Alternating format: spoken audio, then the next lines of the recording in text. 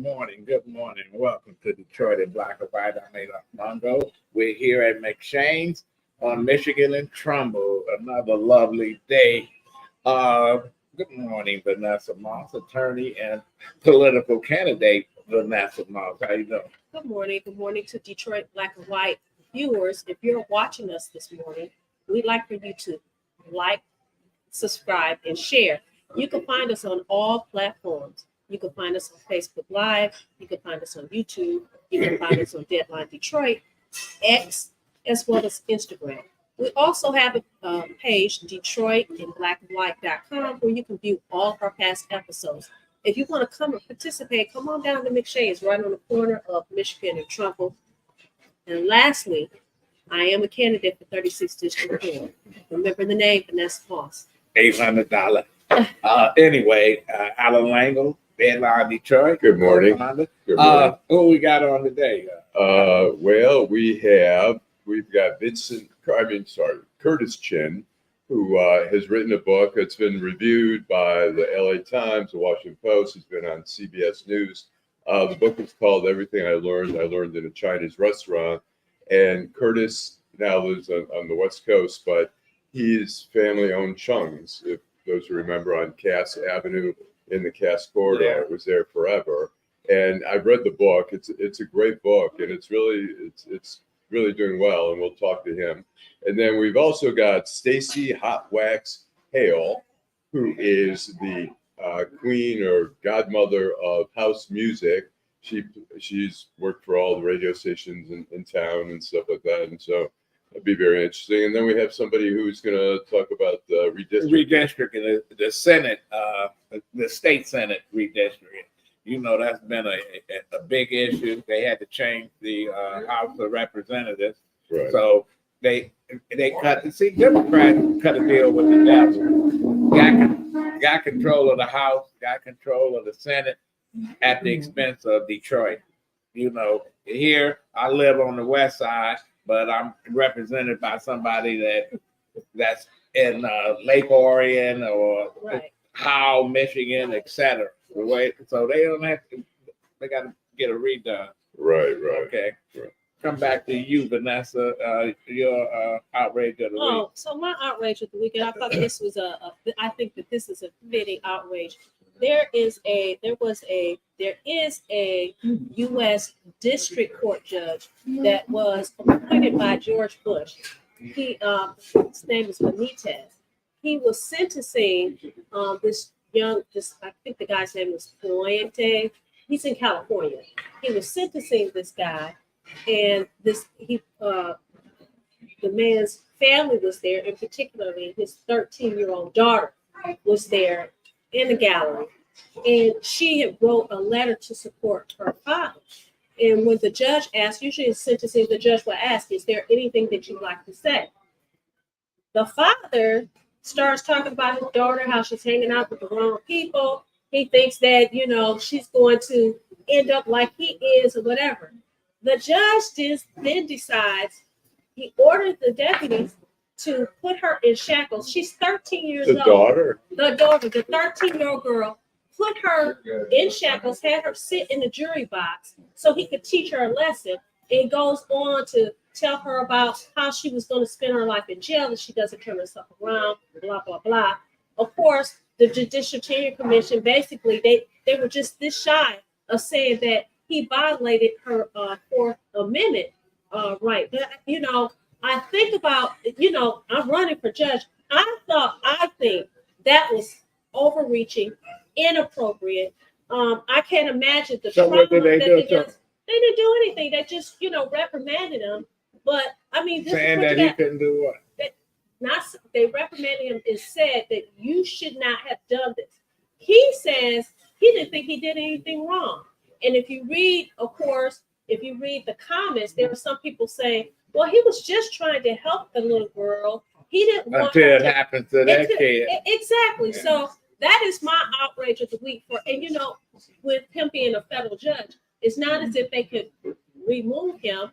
And he was appointed by George Bush. So I think the only way to remove him is through an impeachment, like the Senate hearing. So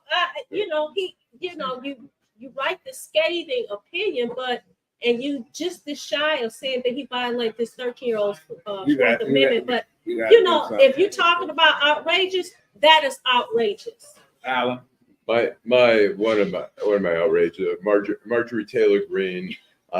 Whether look the bill about anti-Semitism and stuff like that, you can debate whatever, but when she says her reason for not doing that is basically because the Jews helped kill Jesus, who was Jewish. But I just think it spreads. Look, it spreads this anti-Semitism. It spreads this idea that it's okay to hate the Jews because, of a story that's never been clarified. We all to this day don't. There's different versions of it or whatever. But anyways, I just think, the stupidity. I mean, it's okay if she's not a member of Congress, but she's not the first stupid member of Congress, but won't be the last. Yeah, it won't be the last, but she certainly is distinguished out there. So I don't know. I just think, there's so much hatred. I mean, the world's on fire, and and you don't need people pouring gasoline. They're gonna keep pouring. My outrage is, people getting upset with Palestinian protests, pro-Palestinian. And I can understand that, but some of the people that's upset with them carrying Palestinian flags are the same people that fly the Confederate flags and the Nazi flags, and all of a sudden they Americans until they just go and break into the Capitol and threaten to kill all our elected representatives. Eric has a. Buddy Eric Brown says, my outrage is the outrage for so many people being outraged about Kwame Kilpatrick attending 45's rally, also his declaration about not supporting Biden. He is one of the many Black people not supporting Biden, number 46. So that's funny that Eric should talk about that, because Adolph and I talked about that yesterday. And I agree with Eric in that man can go to whoever rally he wants to attend, okay? And to me, listen, why would you attend? Because this guy set him free. He was going to have to do 20 more years. So I understand why he was at the rally. So I mean, but we all know that Kwame is a drama king. He likes the limelight. He had his props with him, his wife and his props. That's his family. Listen. That's his family. You expose your kid to the most hateful man in America. His supporters are shouting, "Get rid of Joe and the hoe." They selling T-shirts. So and who they calling the hoe? The vice president. So I wouldn't take my kid to that kind of rally. That's like taking a little kid to a burn across. So rally. Do you have a problem? And there's Tawana. No, I don't have a problem. Kwame and Trump are like-minded. Yeah. Hey, D. No, because he older. Exactly. Exactly. So people shouldn't be mad because he went to the rally. All I'm saying, don't be surprised that he likes to be in the limelight. But when the IRS is trying to find all the hidden coins and dollars, and you still come out there, you still in their face. I got an $800,000 house. You lease this big whatever he's driving around, and then you still owe millions of dollars. Let me say this though: was it him that said, "Hey, camera, come to me," or was it the media that said, "Oh, he's here"? He never met a camera he didn't like. Well, look, when Kwame shows up to a Trump rally, that's going to be news. Wait a minute, Trump be saying, "Here's my Negro." Oh, Lord Jesus, that's like he said, that's what my black man right there. Hey, let me ask you this. Do you think that anyone like in Detroit says, Kwame likes Trump? Do you think it helps? Or hurts? I think in the religious community, people like celebrities. They might talk about Kwame and say all kind of stuff about him, but if he shows up, they're gonna go right there. They're gonna, can I get your autograph? Or can I take a picture with you? That's the way it is. You know, so no, I'm not mad that he went there. It don't bother me. Right. And if he came back here and ran for Congress, Which he could do. He would get some votes. And wait a minute, if he had run this time, we probably would end up with black representation. Well, that don't look good.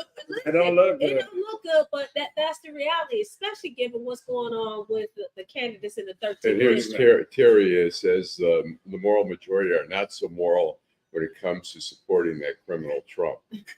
Well, you know, listen, so far it don't work for Trump. The more you pick on, the more, you know, it seems like he's going to be a force to be dealt with. Michigan is in play. And I say this, Democrats have dropped the ball here in the state of Michigan. They don't have, who do they have that can galvanize the base? Well, Whitmer is supposed to be the head of the campaign. Yeah, well, Whitmer got on. Whitmer, the governor, looking at 28 and looking at our own campaign.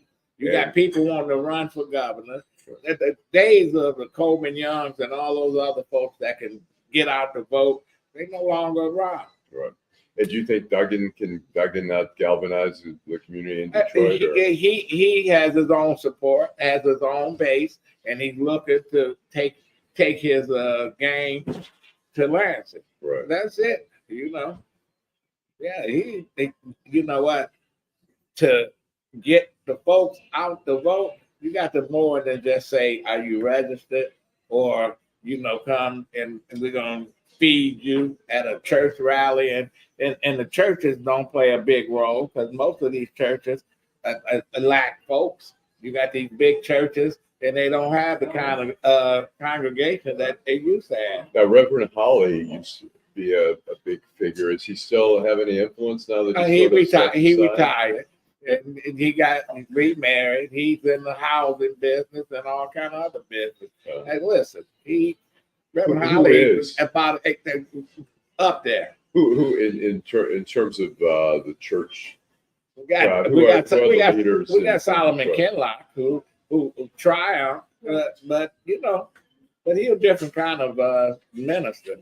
Yeah. You know, and I haven't seen him really tell his base who to vote for or who he suggests. You know, right? He's in the business of, I guess, saving souls. Huh. You know, not saving the Democratic Party. Right. Yeah, well, we'd be laughing like it wasn't laughing when they couldn't call Michigan for Hillary, because then I knew it was over with. Man. You know when I knew it was over with? On that day, after I voted, I started interviewing for Deadline Detroit. First of all, I interviewed a woman at my polling station in Midtown, and I asked her, it was a black woman. I said, who'd you vote for? And she says, well, I voted for Hillary. She said, but I care for either one of those their asses. And then I went to Southwest and I interviewed a Hispanic woman at Western High School. And I said, can I ask who you voted for? She said, I voted for Hillary. And I said, did you vote for Hillary or did you vote against Trump? She says, it was a choice between the flu and cancer. I picked the flu. And when I heard that, I said, it's over. There is no enthusiasm. It was 5:30 at Western High School. There was no line. There should have been a long line. It was after work. And I thought, this is the city of Detroit. She's screwed. Let me ask you this. Do you think that we're facing the same thing today with the two candidates? The people are not excited about either one? It could be 80 degrees outside. And you can live right across from a voting precinct, and they won't vote. They'll sit on that porch. In Detroit, I think the best they can hope for is that people hate Trump more than they, you know. Well, the Democrats are not saying shit. They letting Trump say and do anything. They don't have an attack dog. The Democratic Party don't have an attack dog. They should hire you. James Carville used to be a good. Yeah, but he's in the business of making money. Right. And no question. We're going to take a break, and we're going to come back with our first guest. Without Project Clean Slate, there is no telling where I would be right now. It gave him back his life. because once he got the felony, it seemed like life was over. Being unemployed, being depressed, being a burden. Project Clean Slate helped wipe those things away. I can't say thank you enough. I am now able to work for a reputable airline. Detroit had my back, all because I live in Detroit. Hi, I'm Eric Sabri, your Wayne County Treasurer. If you're living in the home of a deceased family member and you're facing property tax foreclosure, the probate process can be helpful to you. If you file a probate petition and notify our office, the foreclosure proceedings will be halted during the probate process. Contact us at 313-224-5990 or email us at taxinfo@waynecounty.com. We're here to help.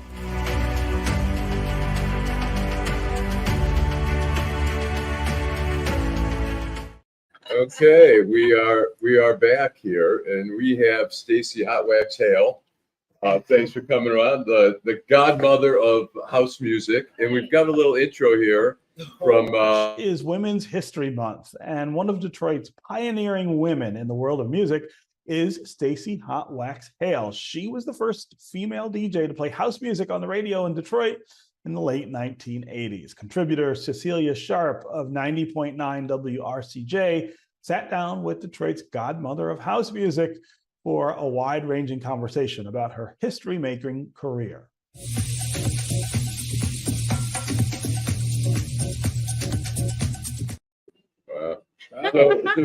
Welcome. Thanks. From house music. So tell us how did you get started, and maybe for people to understand what is house music. A feeling that makes you feel good. Yeah. The lyrics, the rhythm, straight up out of the gospel church. Okay. And how did you get involved, and where did you first start? I've always been musically inclined. Music in my home, my parents, my older siblings, and I was always gravitated toward it. And by the time I became almost an adult, Right. back to it, Right. I went into a club called the Chessmate, and I heard DJ by the name of Ken Collier mix the music. I heard the music do this, best I can tell you, where it overlapped and each other, and I'm like, oh. And where was this at? The Chessmate. Where is it? He don't know. No, because it's been long gone. He don't know the chest, mate. Where? Tell me. You know where McNichols and Livernois is? Yeah, absolutely. It's a laundromat now. Used to be at all the bars over there, Dummy George's, and that whole area over there. Well, Dummy George was a little further down, Yeah. but But we're you at can go- Livernois. but Yeah, you but can so go over there, around the there, U of D area. Okay. You know, yeah. You know, first time I heard it in the 80s, UBQs, right on the east side. It scared the hell out of me. I didn't know what it was. Well, let me say this. I shared the story last night about Stacey. I want to say that I'm the one who recognized her talent. Stacey and I lived on the same street, and Stacey's like a big sister to me. A wonderful mentor. And Stacey would take her record player, her turntables, push it out onto the porch. She lived in a two-family flat, and she would have the street rocking. She would play the music for the neighborhood. It was a whole groove. And I was not at all surprised when she ended up on the radio as Stacey Hotwaxx Hale in the 80s. I mean, she has gone from played at Studio 54, the Apollo Theater. She's traveled the world. Just a couple of weeks ago, I called her. She was in Berlin. I mean, she is world renowned. So we are so happy to have her here, especially since this is the month where we have the Movement Festival. And I thought it would be fitting to have the godmother of house here on the show, especially since last May we had so much controversy with the guests. Oh, with Derek May. Right. You care to weigh in on that, or you want to stay away from that? I'll stay away from it. I could, have my opinion. I can hear you, baby. What you want now? I mean, I think he's a great artist. Okay. I do. I really enjoy his music. I enjoy his production. I enjoy his delivery. And I've been knowing Derek for 50 years, maybe 40, 50 years. Oh, really? And have you talked to him since this controversy? Oh, yeah, I've had conversations and stuff Okay. like that, and I'm aware of his character, but I can always say he's always been okay with me. He has supported me. I created music conferences here in the city. He was always there. So, what one do on their other time, I can't comment on because I don't know. So tell us where you worked, all the different places you worked and you did your craft. Where were you? Just a little idea about your career. Okay. We're talking about a long time, working from the corner bars and all that. But my very first job was at Club Hollywood, later on called Club Exclusive. And that was my very first job. And I made $25 a night, playing from 12 midnight to 6 in the morning. Oh, wow. And I got a raise to $30. And I just thought was Was that fun? Were you having a good time doing that? Or? Of course. Why would anybody step down and do all that work? Yeah, but at the time it was what we call belt-driven turntables. They're direct drive now where there's a motor, but it was belt, so you had to be very accurate if you're mixing, to make that. And I mastered that. How'd you master that? What did you practice? Did you have to practice? Yeah, that was the part that she heard out on the street, me driving people crazy, because I had to, I had to teach myself. Right. There was no one. It was male dominated, and and probably even yourself, you think of a DJ, oh, that's a man. You think you automatically just go there.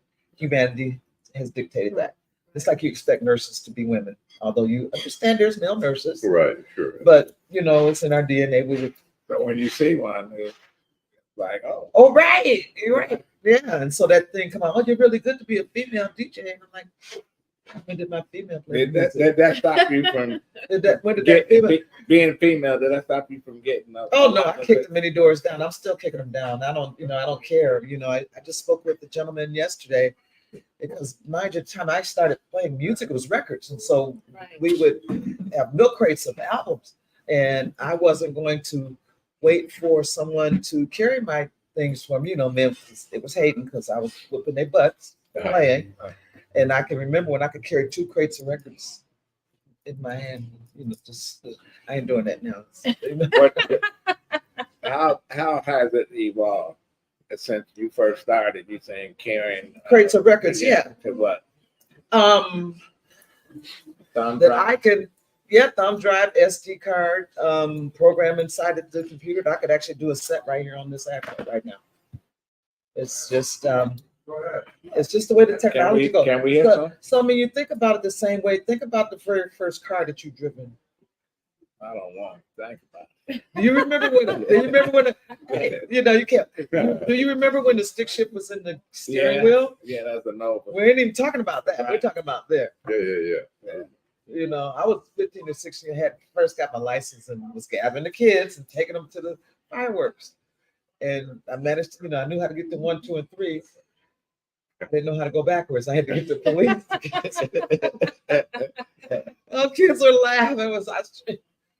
Anyway, so I say all that to say, now that you know how the cars have, I rode in a Tesla yesterday, and that was people on the spot. It's just it's a new world. And it's an innovation of just how to. And when you're still doing gigs now. Yeah, I'm blessed. I'm still gigging. And is that what when you do a gig? Is that your instrument? No. I use big girl toys. Okay. Okay. Yeah, this is just something. This is just sort of a. Yeah, I was bringing this over because I was going to watch it on my. Whatever, I didn't bring this over to do an example, but since you asked, and I can, and I'm one to. I come from records, and I'm an artist, and I like for you to listen to hear the music. It is a craft. It is a craft. Many times people think of DJ, it ain't nothing.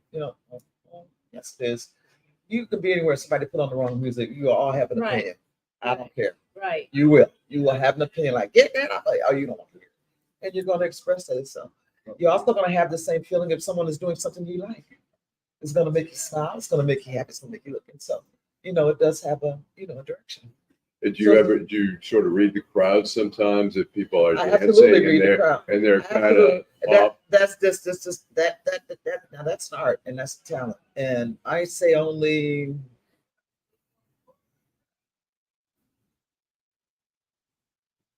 5% of the DJs I know how to read a crowd. Wow. And what are you looking for when you're Pay reading? attention to the people who's in the room. A lot of them, because the technology has gone the way it is, they figure, okay, I know how to mix. Okay, I know how to put this record on. Okay, I'm a DJ. But they don't have a clue what's going Well, on. I'm waiting on the. I'm waiting on the. Wait, you say I didn't hear Steady. you. Alan asked too many questions. You called me. I didn't call her to play music. Alan, You just happened to call me answered out. too many questions. I want to interview. Oh my While goodness. she's playing her music, I just want the audience to know that there's a mural here in Detroit of Stacey Hotwaxx Hale. Oh, yes. Yeah. I think I've seen. Tell me, I'm trying to remember where is it off of Trump?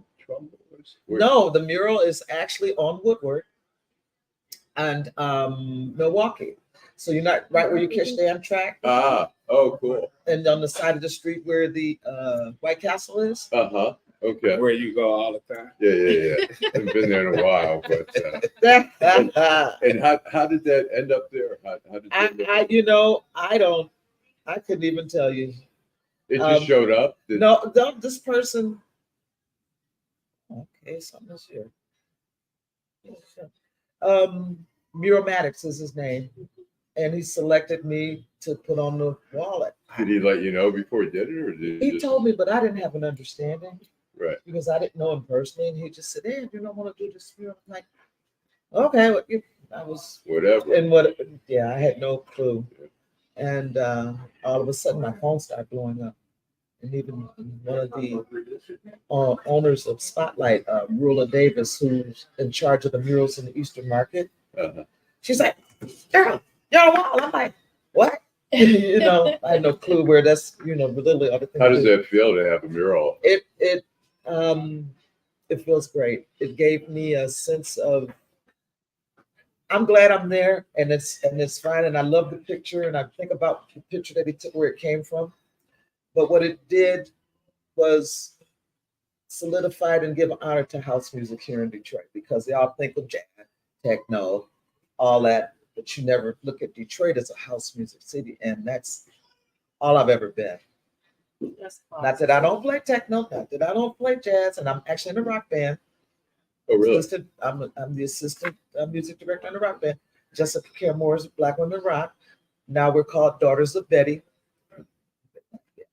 But so for it to say Godmother of House, it says that first.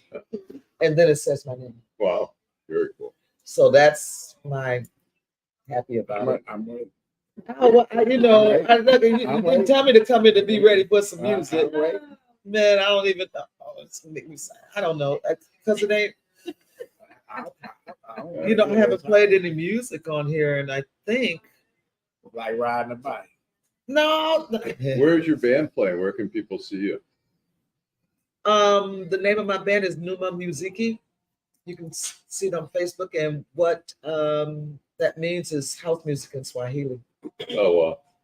And where do you guys play? Where do you guys perform? We performed at the Opera House. We performed in Beacon Park. We performed TV Lounge. That's on there. Like different places. Oh, wow. And she's going to be playing at the Movement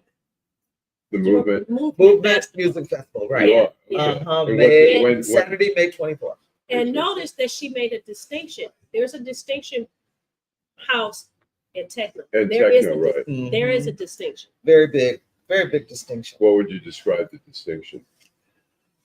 The one, when I talked about feeling and the soulful, the same feeling you get when you go in a gospel church, no matter what denomination you are, you're going to start doing that.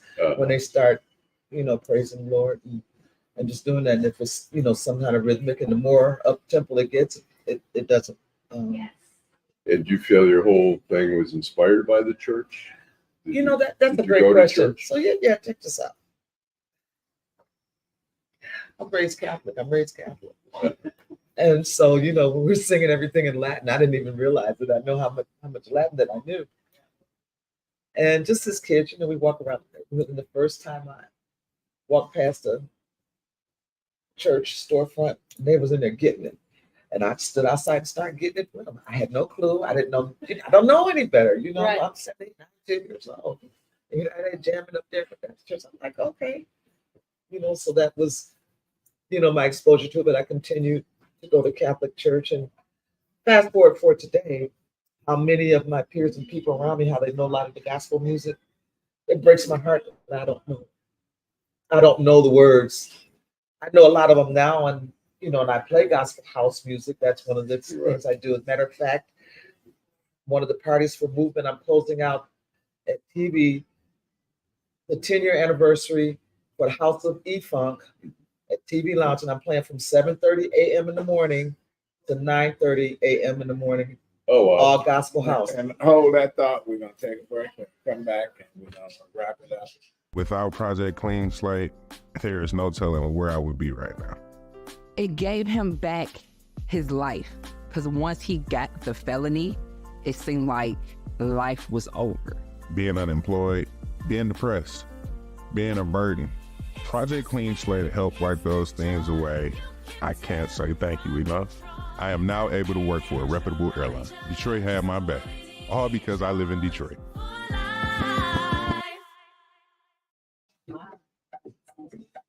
Okay, whoops. I'm sorry, we got one more. Hi, I'm Eric Sabri, your Wayne County Treasurer. If you're living in the home of a deceased family member and you're facing property tax foreclosure, the probate process can be helpful to you. If you file a probate petition and notify our office, the foreclosure proceedings will be halted during the probate process. Contact us at 313-224-5990 or email us at taxinfo@waynecounty.com. We're here to help.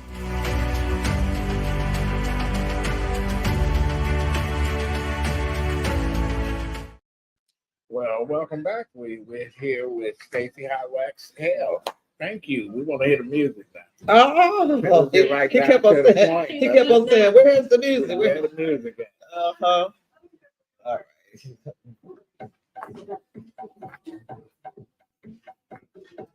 Oh, we got And so it's songs like this, and so you hear this it's like repetition. You hear this, you know, repeating. That's part of what the description of house music is, and it's like a repeating. But when you add words to it like this, and I'm gonna speed it up. Listen. Oh no, try this. My brothers and sisters, I come before you tonight as a preacher, son of a preacher. Preacher emerged in the movement at 5 years old.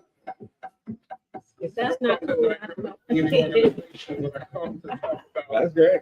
Who is that? See, you can relate to that. You're like, okay, I don't know that music, but you understand what he's saying. Right. And how does it make you feel? It listen, you with the beat.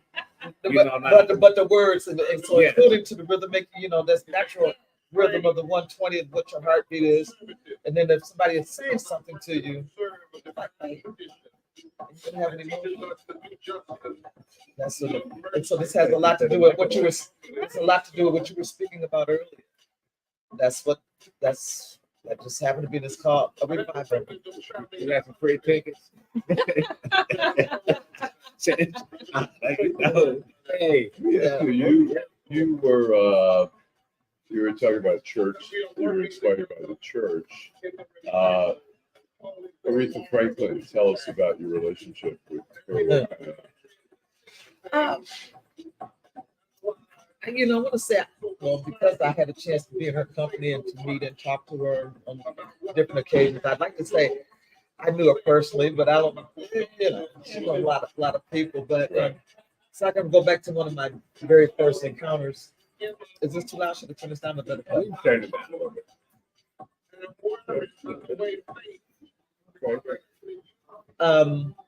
You know, as a kid riding a bike, and he could say, "Aretha Franklin live here at this house."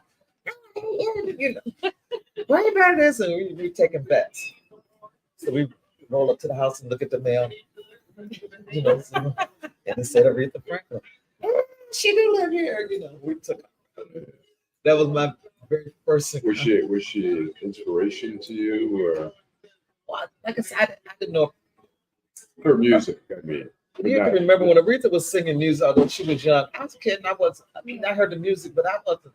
You weren't. thinking Wasn't all that.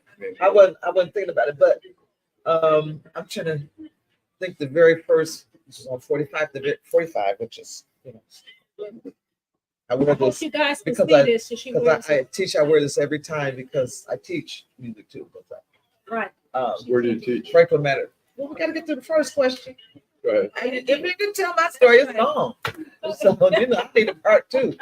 You know, because there's so many intricate, important things that, Right. you know, so you'd have to come out with whatever, you know, whatever it is. You Yeah, know, I don't know. We could talk for hours. Yeah, you know, so I've been blessed to have been into this business 40 years. So now what's next as we wrap up this segment? What's next for you? Getting through this month of May, I have 13 parties. I have 13 appearances in the month of May. That's just Busy because woman. it's May, and that's because it's movement, and I call that DJ Christmas. And how because- many here in Detroit? How many, Vanessa? I don't know. I just came back from New York yesterday. I played last night at La Casa. I'm off to Switzerland next. I'll be in Geneva. Oh wow! I come back and do the anniversary of Spotlight. So you're getting gigs all over the world. Yeah. Wow. Yes. That's Yes. Well, that's very cool. Listen, people come from all over the world to come to listen. Well, it's just back to hearing. That, It's a movement. It makes you feel good. I'll tell You're you. gonna have to listen. You know, I tell you something. I want to tell this one story just Go ahead. because it's important. You know, I teach. It's very important for me giving back right now. You know, all the knowledge and all the things that I've obtained through the years and through my experience. And so I teach over at DSA. I'm the co-director for Girls Rock Detroit, which I've been doing that since its inception. And I privately teach lessons. And I always tell my kids or students or even adults to be aware of what you play, because you never know who's listening. You never know who's listening. Ron Johnson taught me that, or said it to me to, for me to pass that on. And, you know, I think it's a song called, I'm not very hip hop, so excuse me if I get it wrong. I think Percocet, isn't that a drug? Yes, it is. Okay. And so then they talk about Percocet, all this, you know, and going about, you know, talking about this here. And it is playing. And how do you know? Here comes a mother just coming into the space of where you are and you're playing this, and she just buried her child and then you're playing this song. And so how do you think that's going to strike her emotion? Praising Percocet, the emotion of that should send her back into a spiral. Easy, but you don't know because this is a stranger that walked in the room. You have no idea. On the other hand, I was doing a fundraiser at a museum, and I was just playing music like what I like. I play, you know, I typically play house music. Not that I won't swear in the record, but primarily my message is positive. And I finished playing, and this family walked up to me, strangers, and they just hugged me and said, "Thank you." But they had just buried their father, and I had put them in a better mood because of the music that I was playing. That's beautiful. That's what I'm saying. Yeah. we don't have that. So that way, you know, you just speak, you never know who's listening. So I think the lesson to be learned, because we talked about this, we're responsible for the words that come out of our mouth. Mm-hmm. She said you're responsible for the music that you play to people. And Yeah. I think that is It a is. wonderful message. Yeah, absolutely. And, Very you know, cool. just like we have to be responsible as a DJ. She Mhm. says as a DJ, you have to be responsible. Yeah, if you truly care. And that's what I meant by only 5% know how to program. Right. You know, somebody need to get up and, you know, I'm going to be that and do this here. And Well, if you're in demand around the world, you must be doing it right. yeah, well, I try to, I play, I'd like to think everybody play music. You want to play to make people happy. Why you want to Right. make them sad? Yeah. Well, thank you. All right. Thank you for having me. Thanks so Thank you. much. Thanks, Stacey. All right. All right. So Without Project Clean Slate, there is no telling where I would be right now. It gave him back his life, because once he got the felony, it seemed like life was over. Being unemployed, being depressed, being a burden. Project Clean Slate helped wipe those things away. I can't say thank you enough. I am now able to work for a reputable airline. Detroit had my back, all because I live in Detroit. Hi, I'm Eric Sabri, your Wayne County Treasurer. If you're living in a home of a deceased family member and you're facing property tax foreclosure, the probate process can be helpful to you. If you file a probate petition and notify our office, the foreclosure proceedings will be halted during the probate process. Contact us at 313-224-5990 or email us at taxinfo@waynecounty.com. We're here to help.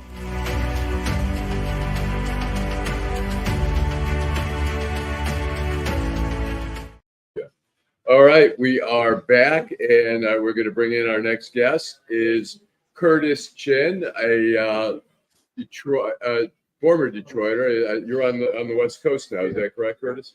Yes, I am. Okay, so Curtis and his family, for those in Detroit who know, the famous Chung's restaurant on Cass in Cass Corridor. It's no longer open, but it was there for decades. And Curtis wrote a book, which I read, which I thought was a great book. And our mutual friend Paula Yu had given it to me when I was out there in California. And it's called Everything I Learned in a Chinese Restaurant. And he talks about growing up in the Chinese restaurant and sort of coming of age and going to college and through the eyes of having parents who were running this restaurant. And we have a little intro here from Public TV. Writer activist Curtis Chin's new book, Everything I Learned in a Chinese Restaurant. It's about writer activist Curtis Chin's new book, Everything I Learned in a Chinese Restaurant. It's about growing up in Detroit in the 1980s, weaving his family's history running Chung's restaurant, a community anchor in the now vanished Chinatown area of Cass and Peterborough. Okay, we are back. So Curtis, tell us about your book and how it came about. And obviously you grew up working at Chung's. You went to the University of Michigan and you woven together a great story. Tell us how the idea of the book came about. Hi. Well, thank you for having me on your show. Anytime I have a chance to reconnect with, Detroiters or even sometimes our former customers is always wonderful. So the book is called Everything I Learned in a Chinese Restaurant. And it is about growing up in Detroit in the 70s, the late 70s and the 80s. As you all know, it was a tough time for our city. But through all that difficulties, my parents had this wonderful Chinese restaurant on Cass and Peterborough, where they were able to raise me and my 5 siblings and teach us all the values that we needed to get on with our life. And so that's the book. It came about really, after my siblings started having kids, because nobody lives there in Detroit anymore after my dad passed away. They all moved away. I'd moved out a little bit earlier, right after college. And so, when they started having kids, I just thought it'd be sad that this next generation wouldn't know anything about this 100-year history that my family had in Michigan because they had arrived there in the late 1800s. And so, it was really just about sharing those stories with them. And so we talk about growing up as an Asian. What were the pros and cons, the challenges of being a minority here in America in Detroit? Well, obviously, Detroit's a very racially polarized city, and so being Asian, I definitely knew that we sort of fell in between there, right? I mean, we weren't black or we weren't white, and so navigating that space was hard. I think one of the defining events in my childhood was the murder of Vincent Chin. And he was a relative, is that correct? No, my uncle was his best man. Okay. I get it. Yeah. So it was a story that really changed my idea of like who I was and where I fit in this landscape. And so it actually spurred me to start writing. because I understood the lack of representation of Asians in the media and how people didn't know who we were, was probably what contributed to the judge giving such a light sentence. I don't know. Do you think that most of your viewers know about the case, or should I? Oh, We've talked about it. Okay. I'm sorry, Curtis. I'm struggling with my allergies today. Welcome to the show. I do have a couple of questions for you. One, Chung's. When did it open and when did it close? And two, there's been a rumor, I've heard this rumor that Chung's has another location in the state of Michigan. Is that true? Did somebody buy Chung's? What's the deal? So the restaurant was opened in 1940 by my great grandfather, and it was in the old Chinatown, the one that was destroyed. Where? Tell our viewers where the old Chinatown. By Corktown. They destroyed it around the same time they destroyed Black Bottom, and so in 1960 they moved to this new location. It's where the MGM building is right now, the casino. Okay. That's where it is. The Chinatown used to be, and that Chinatown at its height actually had, as I think I read that it had as many as 4,000, Chinese American residents. It was actually quite large. But the one that was on Castle Peterborough never had more than a few hundred residents. So the destruction of that old Chinatown really scattered the Chinese American community. And so the one that I grew up in was the one on Cass and Peterborough. That's the second location. And that one stayed open until the year 2000. There was a lot of, capital improvements that need to be made. And, my dad just didn't think it was worth it. And so by that time, they actually had a second location in the suburbs out in Waterford, which they were running. So they had two locations for a short period of time. And then eventually, when they closed the other one, the one in Cass and Peterborough, they were just operating the one in Waterford. And then sadly, my parents were in a car accident in 2005 when my dad passed away. And then I had to go back home to sell the business. I was a TV writer at that time. I still do TV writing, but I do more other stuff too. But I had to leave the show that I was working on, to come home and sell that business. So that sold in 2005.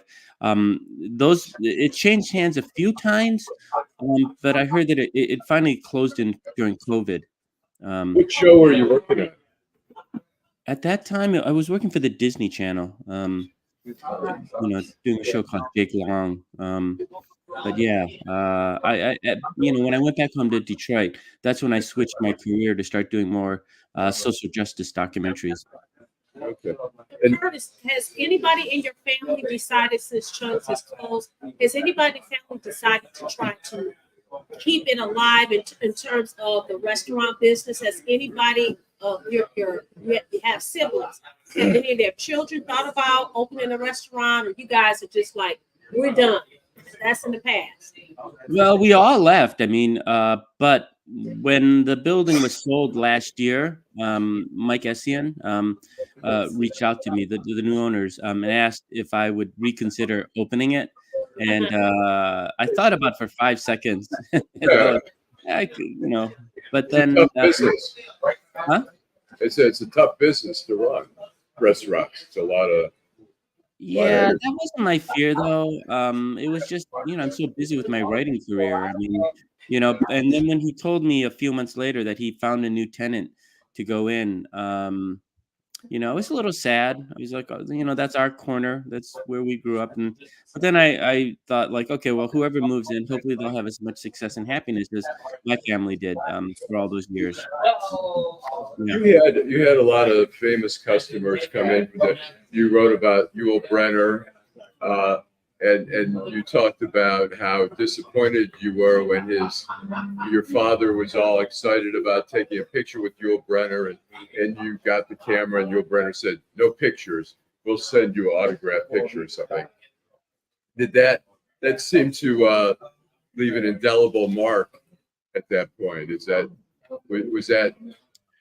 Well, first I say, like, the restaurant was a really great place. I mean, like, even though during the summers we'd work as much as 80 hours a week, like 7 days a week, open to close, I still felt like I got to, to see the city because so many people came to our restaurant.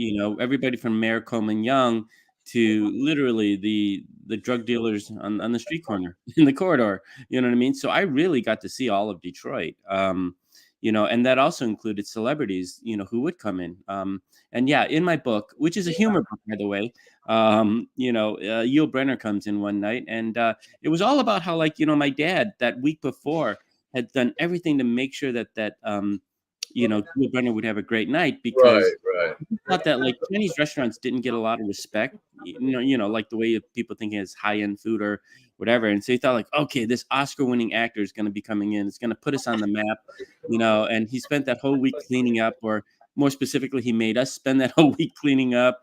He brought in ice cream for Yul Brynner. He never bought ice cream for us. I mean, but then, Yul Brynner, kind of was a jerk. And the epiphany of that story was just everybody had spending this whole week idolizing this actor, Yul Brynner. But then the real star, in my opinion, was my dad, this guy who just, this Chinese waiter who was just trying to make sure these people were having a great night, and so it was just a story about who we idolize, right? Like, who are the important people, what values that we have, who are the people that we celebrate, literally. So Go ahead, Vanessa. Curtis, we have a viewer who asked an interesting question. You grew up here in the city of Detroit. The restaurant, the second Chung's, located in the Peterborough area. Did you attend Burton International School? Where did you go to school when you lived in the city of Detroit? I went to Burton for a little while, but then we moved out to Southfield, and then we moved out to Troy. But then I still say that, I do feel like I grew up in Detroit because, like I said, we were there as much as 80 hours a week. I mean, even after we moved out, I mean, we were still going to trick or treating in the corridor. I mean, because when you own a family business, you're kind of there, right? I mean, that actually becomes more your home. So It's a great book. I suggest anyone who wants to. It's a great read. It gets a flavor of Detroit and really a view from an immigrant family growing up in the city and then the suburbs, and then all your experiences. Thanks. So I have one last quick question. Is your mother still alive? She is. She's in the Bay Area. My brother Chris, the golden boy in the book, became a doctor, moved out to Los Altos Hills. Has she read the book? She has not read the book. She has. Do you think she would like it? Would she like it, or would she not like the way she's portrayed in there? No, I think she would. I mean, nobody in my family's read the book. But they tell me they don't plan to read the book. But part of it is my sister says oh, I have zero interest in learning about your sexual awakening.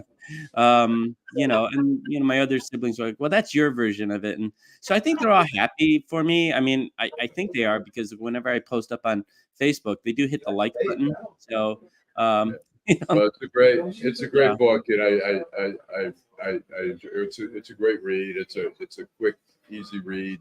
Well done. And so thanks so much. Thanks for getting up early to do the show. I know 3 hours difference there. Well, can I share another story with you? Sure. One of the best parts about doing this book is the book tour that I've been on. And being able to thank the Detroiters that supported my family for so many years, because my dad, when he closed the restaurant, he literally closed it at the end of that week. I got mad at him for that, because I was like, you have to give the Detroiters, all these people, a chance to come in, and eat their last meals or whatever. But he just was so I don't know, maybe embarrassed about having to close it, or just couldn't do it. So we never got a chance at that proper send off. And so going around, I've now had this opportunity to just thank the Detroiters. That's great. That's really great. I'm actually going to be back home next week, and I'm getting talks for the Pistons, the Ford Motor Company, Kresge Foundation. The Lions are having me come and give a talk. I mean, so it's just been really wonderful how, the city of Detroit has really embraced the book, because it's also a love letter to the city of Detroit. There's so much Detroit history in that book. So thank you for having me on the show. Great. Thanks so much, Curtis, and Great. have a great weekend. Thank you. Without Project Clean Slate, there is no telling where I would be right now. It gave him back his life, because once he got the felony, it seemed like life was over. Being unemployed, being depressed, being a burden. Project Clean Slate helped wipe those things away. I can't say thank you enough. I am now able to work for a reputable airline. Detroit had my back, all because I live in Detroit. Hi, I'm Eric Sabri, your Wayne County Treasurer. If you're living in the home of a deceased family member and you're facing property tax foreclosure, the probate process can be helpful to you. If you file a probate petition and notify our office, the foreclosure proceedings will be halted during the probate process. Contact us at 313-224-5990 or email us at taxinfo@waynecounty.com. We're here to help.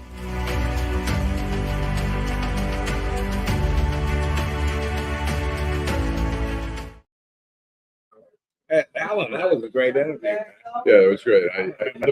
The book is it's a great book. It's a get a flavor of the city. And they closed it up just like that. I understand. Yeah, I understand that. You know, it's hard when you close a business. It's painful. No question. Let's move to the next subject. Redistricting. Commissioner Rebecca. Good time. How you doing? I'm doing good. You know, that's been in the news the last several months. You know, people are not satisfied with the way the boundaries was drawn. Yeah.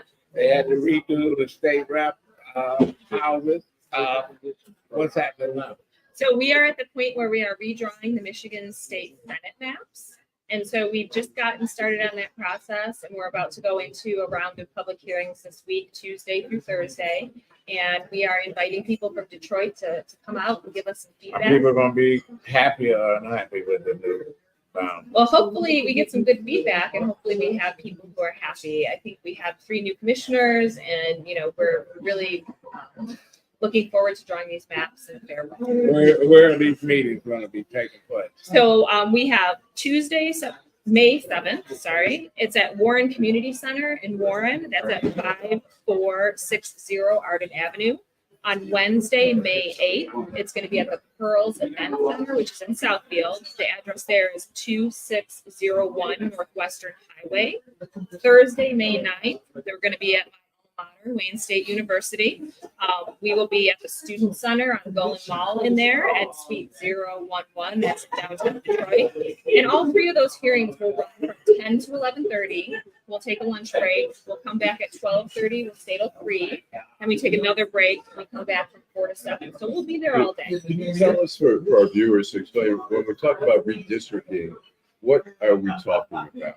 So we are drawing the lines that determine who a particular person in a particular house in a particular community could potentially vote for. So it's the district that we draw is going to be the people who are going to vote together for one state senate member. And what's wrong with it now? What are the problems? Why are you doing this? So we were ordered by a court to redraw the maps because the advice that we had received when we were initially drawing was inaccurate with respect to how to assemble districts. And so we stretched districts out to the suburbs. Yeah, people weren't happy. Yeah, so we were told that was not needed or appropriate, and so now we get to redo it, which is great. How long do you have to get this done? So we have to have preliminary maps done by about May 20th, and then we will have more public hearings so people can provide more comments. Then we will come back, maybe make some small changes based on feedback, and then we will ultimately look to have these maps sent over to the court by the end of June. So they can be recognized. Do the Secretary of State have any input in this? They really don't. The Secretary of State sort of is, they're there at our meetings, they preside over them, they help us organize the resources like, hearing impaired translators and things like that, but they really don't have any say in how we draw maps. I was going to say, the current districts, do they favor one party over the other? So it's interesting you asked that because I actually have maintained all along that we actually get better partisan fairness when we don't stretch into the suburbs. And I actually drew a map this week that has what we call perfect map. It's almost zero on our partisan fairness measures. So currently, right now, the map is slightly leaning towards Democrats. If we redraw it, what we've proven in this last week is that it's not going to affect partisan fairness of the map. It's actually going to make it more fair. Okay, and does that mean that we vote for our next state rep, the current state rep that's in, you know, an area, they may be out of the job because of the redrawing of the map? So the current representatives, the way that the House map was redrawn and accepted by the court, there are no people who are what we call double booked, where you have incumbents competing against each other. So the current set of representatives, assuming that the people are happy, I know in the last Senate race, you had two senators, bumping heads, and it was, that's what upset people. It's like, we got no say in electing this person who we elected to represent us. Now we got somebody else from 30 miles away. So with the redrawing of the map, then we're going to avoid this. That is the goal and the plan, and to have more Detroit-centric districts where Detroit communities can have their representatives that represent them, where they're not being crowded out by the suburbs. That's the goal. But we need people to show up and tell us, you know, I mean, people in Detroit know their communities better than any of us. We need them to say, hey, you know, Brightmoor should go with Rosedale Gardens, or whatever the case may be. How they get in touch with the commission? So they can reach us either by attending the 3 public meetings. So that's Tuesday, Wednesday, and Thursday of this week. We're in Warren, we are in Southfield, and we're in Detroit. Or they can email us at redistricting@michigan.gov. They can also call us at 627-3247, which is 866-MAP-FAIR. They can provide their feedback that way, or they can submit feedback on our website, which is www.michigan.gov / Is that correct? That's the correct one. Redistricting, or MICRC is the website. So yes, that is the correct email right there. Redistricting@michigan.gov. They can send their written comments. How'd you get involved in all this? So I applied to be on the commission, and I was selected, and I was actually the chair during the original map. Good. We're glad to have you back after you draw up a great map that I like. Yeah. Because I was too thrilled, you know, to be represented by somebody that really I don't know anything about, etc. You know, people, they want their own hometown. Yeah. Well, and suburban issues are not the same as No, issues. even in the suburban issues, different communities have different issues, different problems, you know. And so, yeah, I felt bad for some of the people that got elected, and it's like, I don't even have to go to that city to get elected, you know, and that's what people was upset about. Well, the court ordered us to fix it, and that's what we're trying to do. But we do need people to help. We need that feedback. Thank you, Rebecca. Thank you. Thank you, everybody. Yeah, Thank you. Thank you so much. And a close of another a nice show. I want to thank everybody. Yeah. That Great show. Great show. So no question. you guys that's watching today, we see that I'm not as lively as I usually am. My allergies are kicking my behind. Plus, I took some Benadryl and I still need to sleep it off. You don't know. That's that would explain why I'm just. I thought you were slow just being motion chill. today. No, I'm just slow motion today. Well, So, thanks, Allan. Yeah. Deadline Detroit, everybody else, Jim, Teresa, thank you, and Hotwaxx, Stacey Hotwaxx Hale, thank you. Thank you very much. You know, listen, you done opened my eyes to house music can be much better than that boom, boom, boom, boom, boom. Yeah. See you next week.